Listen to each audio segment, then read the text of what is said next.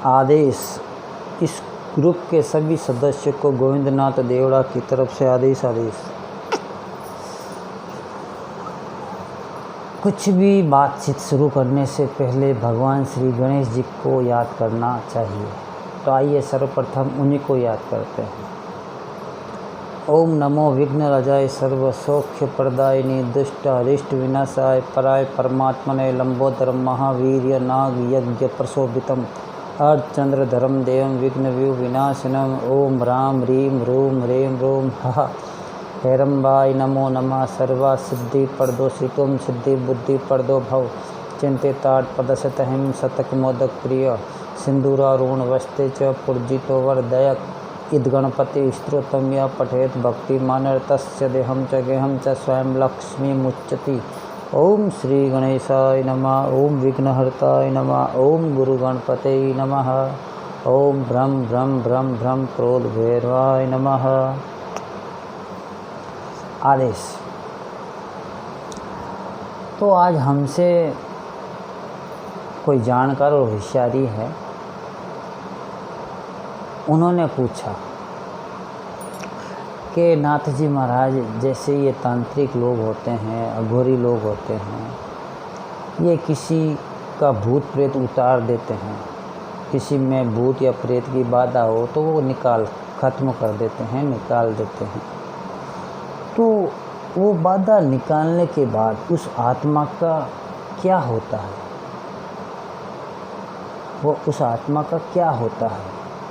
भूत बाधा उतार दी तो आत्मा को नष्ट कर दिया, ख़त्म कर दिया?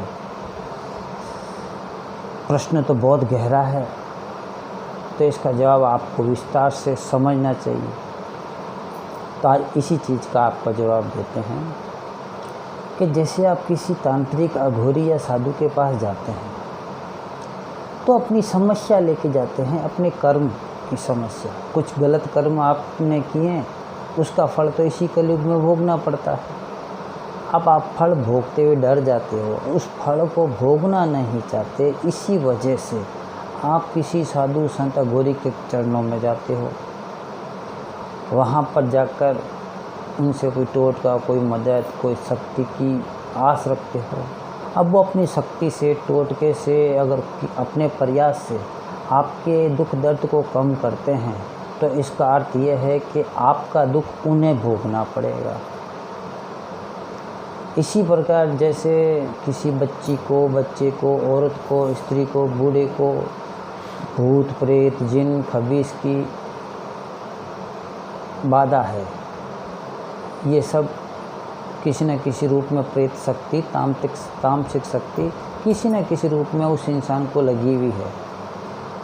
तो लगेने का अर्थ यह है कि वह शक्ति उस शरीर में निवास कर रही है, चाहे भूत का हो, प्रेत को हो, डाकन को, चुड़ैल को, खबीस को, कुछ भी कहो, कलिया मसान का हो, वो उस शरीर में निवास कर रहा है। अब आप ही बताइए, जब आपके घर से अगर आपको कोई निकाले तो आपको कितना बुरा लगता है कि ये तो मेरा घर है, मेरे पिता की संपत्ति है, मेरी खुद की संपत्ति से कमाया हुआ घर है, इस घर में से मुझे कैसे निकाल सकते हो? उसी प्रकार आत्मा भी बहुत परेशान होती है, तो वो बदला भी लेती है और जाते जाते बहुत परेशान भी करती है।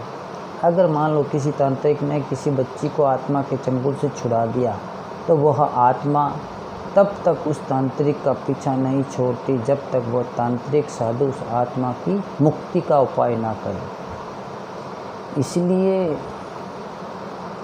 कहते हैं हम गए, भूत प्रेत उतार दिया, 251 वगैरह दिया, फ्री हो गए। अरे 251 की बात नहीं है, आपके 251 से, आपके 500 से, आपके 1000 रुपये से वहाँ महत्व तो नहीं लगता। वो दर्द, वो परेशानियाँ उसी साधु और तांत्रिक को भोगनी पड़ती है। आप कहते हैं कि मैं भला करने के लिए साधना करना चाहता हूँ, ये साधना भला करने के लिए भी नहीं हो सकती, क्योंकि संसार में सभी दुखी हैं। किस किस का भला करोगे और किस किस की परेशानी आप अपने ऊपर लोगे? अगर आपको आध्यात्मिक जगत में रहना है एक सात्विक देव, शक्तिशाली देव, सबसे बड़े गुरुदेव जिसे हम गुरु मानते हैं, उन गुरुदेव के चरणों में चले जाइए, सब मुक्त। शिव से बड़ा भी गुरु का नाम है, शिव से भी बड़ा गुरु का नाम है। बस ओम और गुरु दोनों ही एक सिक्के के दो पहलू हैं।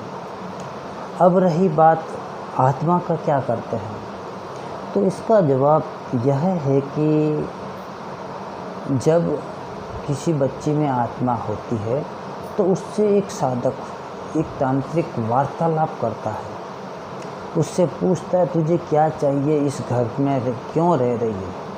तो वो शक्ति अपना बदला, अपनी इच्छा कुछ ना कुछ तो बताएगी। उसकी इच्छा को पूरी कर दो, वो घर खाली कर देगा। अब घर खाली करने से पहले कई बार ये होता है कि कोई शक्ति जिद वाली होती, वो बोलती मुझे ये नहीं दूसरा घर दे दो तो चलेगा, पर चाहिए घर, मैं बिना घर के नहीं रह सकती।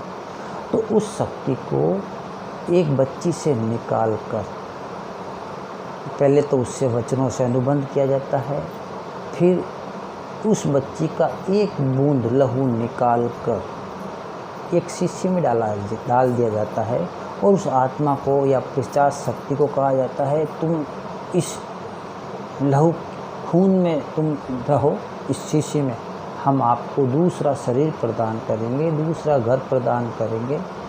और उसके बाद शीशी पे ढक्कन लगा दिया जाता है और वो आत्मा शीशी में आ जाती है। बच्ची एकदम सकुशल रहती है, बच्ची बच्चा इंसान जो भी। और उसके बाद कई ऐसे होते हैं तांत्रिक जो उनको किसी बच्चे के अंदर प्रविष्ट करवा देते हैं। वो बच्चा अपनी अद्भुत शक्तियों के साथ इस संसार के भलाई के लिए अच्छा कार्य कर सकता है, अच्छी जानकारी दे सकता है और देता भी है। कई ऐसे लोग हमने देखे हैं, मगर ये साधुओं की और तांत्रिक लोगों की बातें हैं। और आधे से ज़्यादा तो हमने देखे हैं कि क्या कहें, नाम का भगवा मगर भगवे की कोई लाज नहीं। आदेश अगली बार बाबा की इच्छा होगी तो हम आपको कुछ और नया चीज़ बताएंगे। आदेश।